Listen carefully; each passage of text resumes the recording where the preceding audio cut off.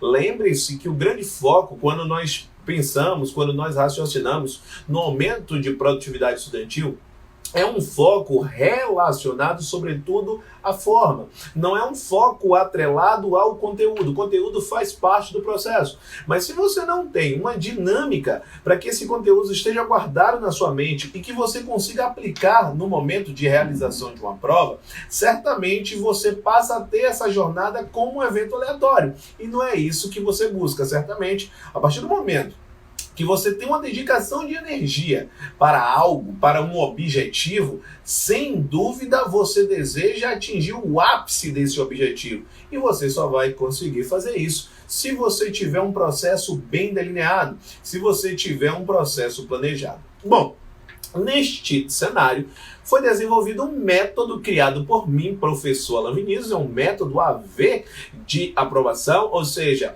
é uma jornada que está fincada em 4 grandes diretrizes, em 4 grandes pilares.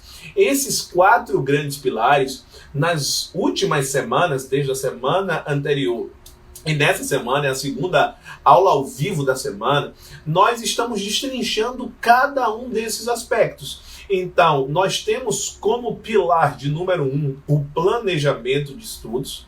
E no pilar de número 1, o que nós falamos? Nós falamos sobre alguns aspectos que são substanciais. Alan, quais são esses aspectos? Ou quais foram esses aspectos? Sobretudo a ideia atrelada à definição da rotina, bem como a definição de um objetivo. Falamos que esse objetivo, quando definido, ele deve estar relacionado a uma carreira. Depois nós trouxemos a ideia que é necessária, que é a distribuição de disciplinas conforme esta carreira. O que é necessário neste momento? Faz-se necessário que você saiba organizar todo esse processo. Então imagine o seguinte: imagine que você constata que na sua carreira, na carreira que foi escolhida por você, você precisará estudar 13 disciplinas, 15 disciplinas, 17 disciplinas.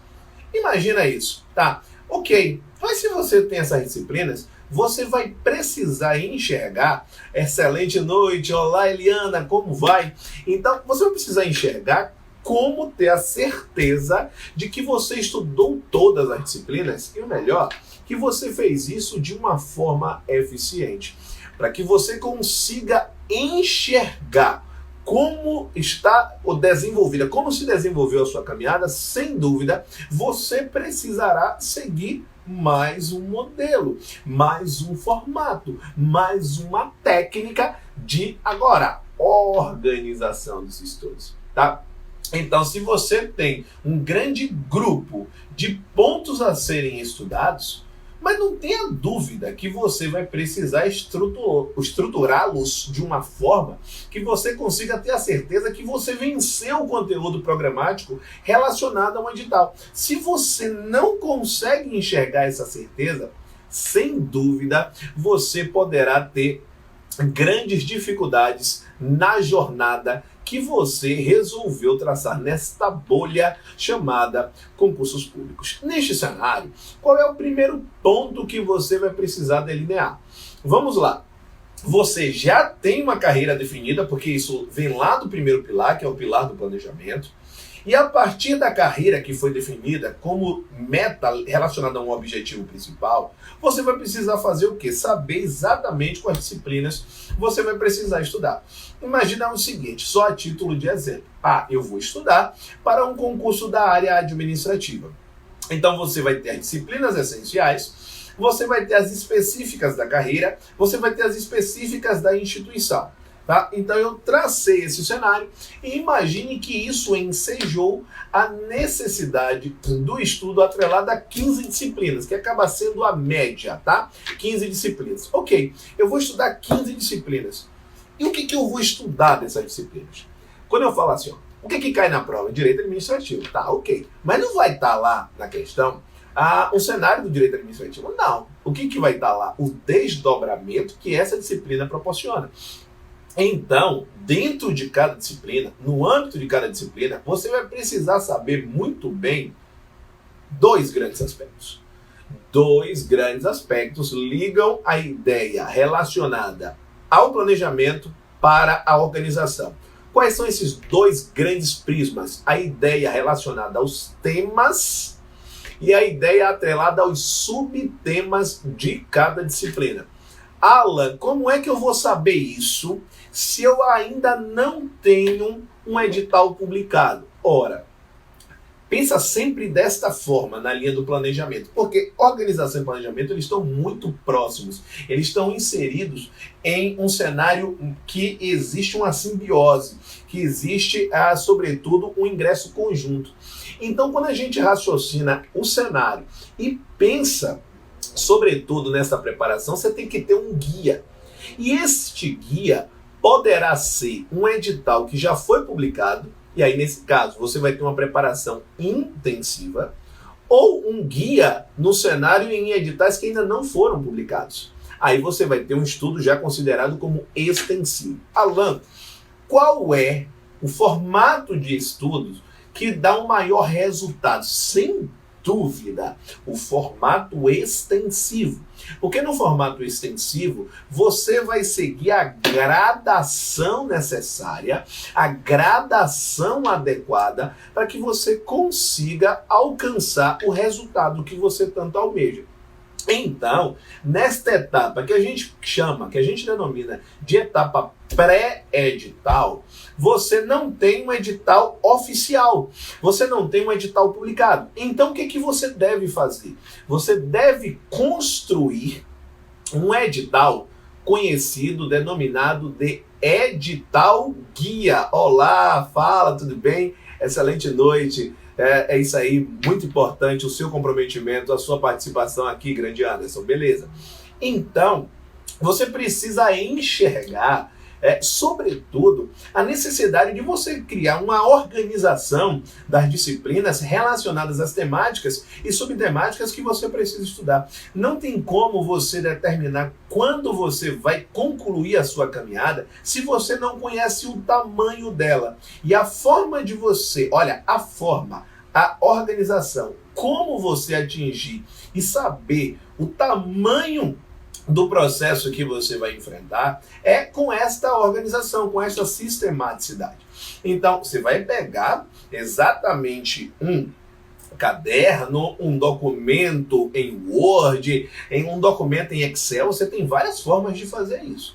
O importante é que seja feito, tá? Eu sempre gosto de uma frase trazida por um mentor, que é a ideia de que feito é melhor do que perfeito. Eu gosto muito dessa expressão.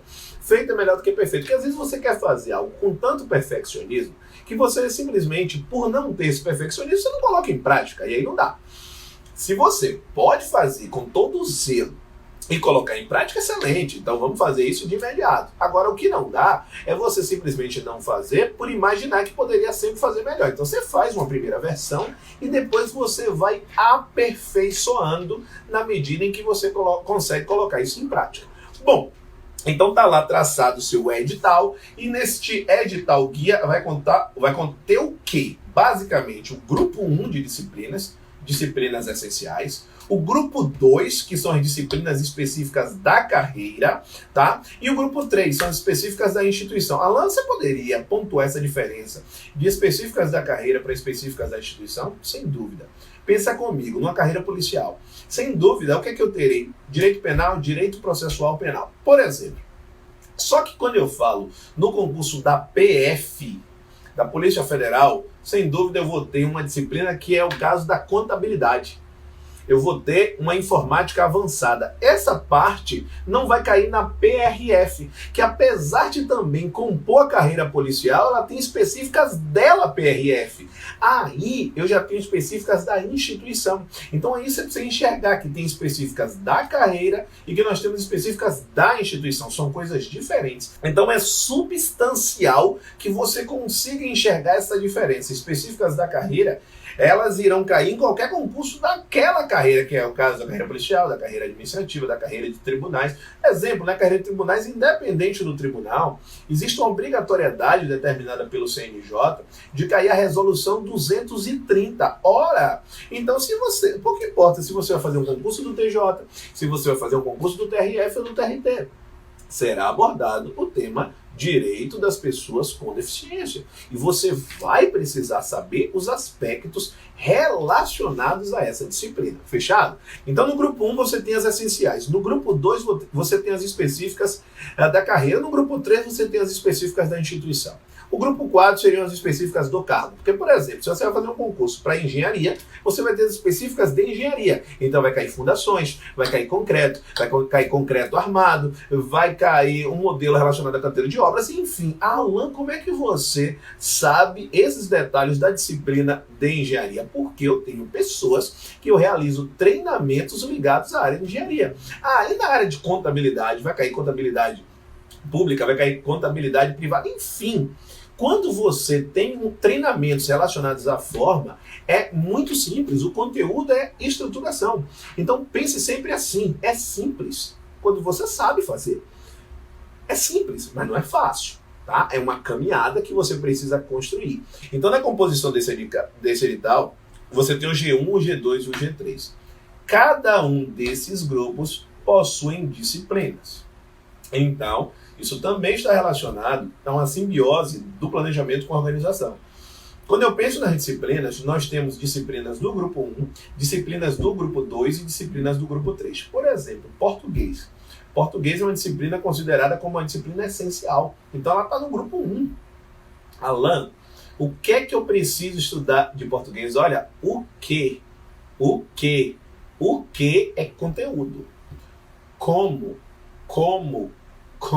é forma. É só você observar a maneira como a pergunta está sendo feita, tá? Então, a partir do momento que você pergunta o que você tem que estudar de português, você vai ter que definir ou delinear ou traçar qual é o conteúdo programático da disciplina português, tá? Nessa linha do conteúdo programático da disciplina português, o que você vai precisar enxergar? Que você terá pontos relacionados ao estudo do texto, pontos atrelados à acentuação gráfica, à ortografia, à morfologia, à sintaxe, enfim, ou seja, você tem pontos que você precisa estudar. Se eu trouxer para uma linha do direito constitucional, do direito administrativo, então vamos lá.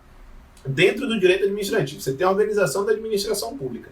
Só que organização da administração pública é muito amplo. Você tem a administração direta, você tem a administração indireta, você tem os órgãos públicos que compõem a direta e a indireta.